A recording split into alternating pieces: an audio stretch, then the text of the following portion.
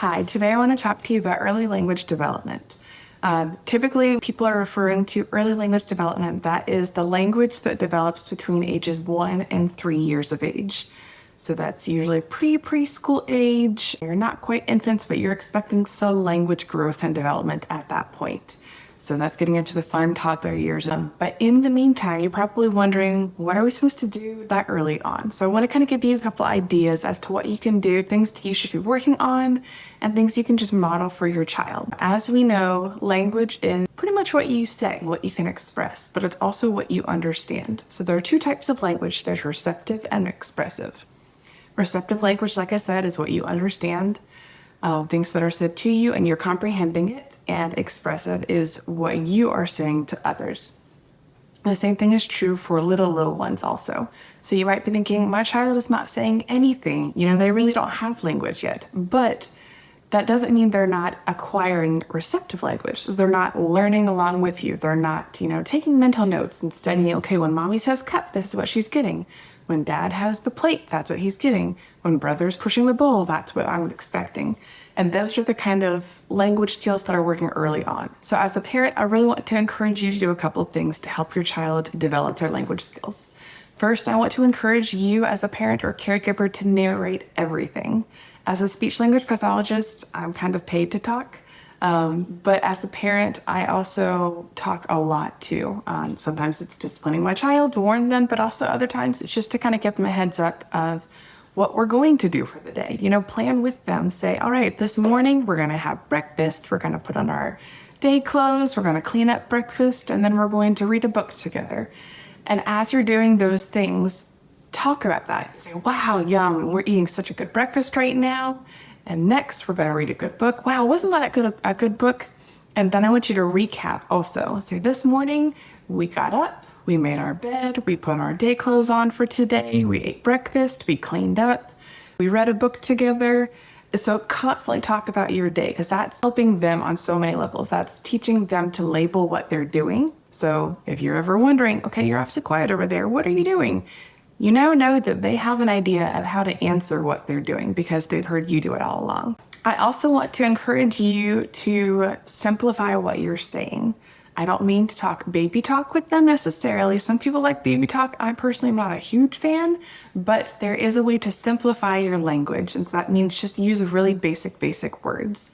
And then once your child is starting to develop their language as well, they're starting to repeat one-word utterances, model those one words for them. Bye, yay, go, woohoo, mama, dada. So eventually they'll start to imitate those one words. And as soon as they imitate the one words consistently, again, like I said, in previous videos, I like to go for 90% consistency also. 9 times out of 10, they're doing this. And it's not like you're saying, all right, they did it twice. That's not consistent.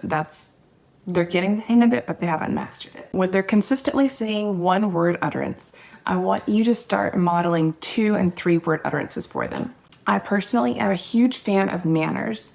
So I do accept please and thank you as additional utterances. So you could say, if they're saying more, like, yay, say more please. You could also say, kind of give ideas of more cup, more juice, more game, more go, more up, more down, more mommy, whatever it is. But to also model more mommy, please, that would be a 3-word utterance. More juice, please, 3-word utterance. More please, 2-word utterances. You can kind of play around with it as well as a parent and as you prefer, honestly. But for me personally, I like to have whatever they're requesting, their anchor word or their consistent word, plus some sort of manners, and maybe labeling what they're wishing as well. That way you have some idea of the specifics of what they're looking for. A couple other things, just be quiet sometimes. I know it's really hard as a parent to not talk, especially when there's that void. You're like, oh my goodness, I have to talk to them all the time because they're not going to learn to talk if I'm not talking. Well, after you talk appropriately, make sure that you are doing the talking, not the TV. TV can talk all day long, but it's going to mean so much more when they're seeing in-person, one-on-one mommy talking, daddy talking, grandma, brother, sister, whoever it is, having you personally in their space talking to them. So once you're talking to them, you're modeling how to use your basic words and how they should use their words. Kind of just be quiet for a little bit and give them some space and some opportunities to practice their sounds and their words also. they might surprise you, which is really exciting. If it seems like there's just no speech at all, that's when it's a great thing to model for them what they could be saying. But again, keep it really simple and keep a lot of space between what you're saying. So instead of saying more, just say, oh, would you like more?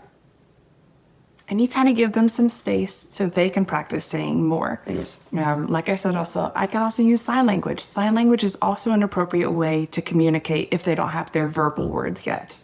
And as they're working on their verbal words, one foundation that I like to really work on as well, before they're actually saying mom, dad, up, down, go, before they're doing that, encourage them to make sounds in general. Sounds in their environment. As you're singing Old MacDonald, model for them the animal sounds and then have them practice those sounds. As you're playing your games, have them practice those sounds. Exclamations are great things also. I really, I think it's the cutest thing personally, but I really like to have the yay, woo, uh-oh, oh no, any of those things. As you're playing, especially with little boys, like I have 2 little boys myself, and they love just to make things crash all the time.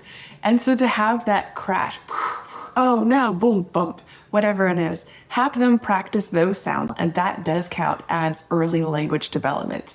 Your pediatrician may or may not start asking, are they making sounds?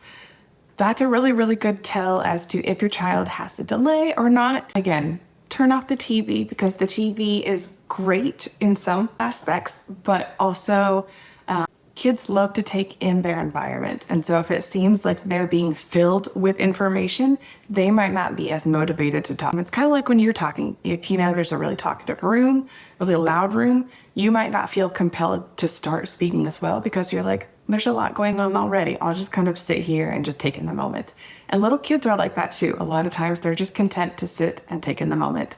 But the quieter things are, I'm just kind of giving them space and downtime, can also encourage them to use their language skills and develop language skills and just play with sounds also. So this is a lot of information really fast. Some of it might be controversial. You might disagree with it, and that's completely fine. But these are just things that I've personally done, either with my own children or with the patients that I've worked with. So I really hope this helps. Thank you so much for watching, and I look forward to having you tune in for more videos. Please subscribe and like if you like this, if this was helpful at all. And I'm always open to questions and comments, and I'll try to answer those as I can. Thanks so much.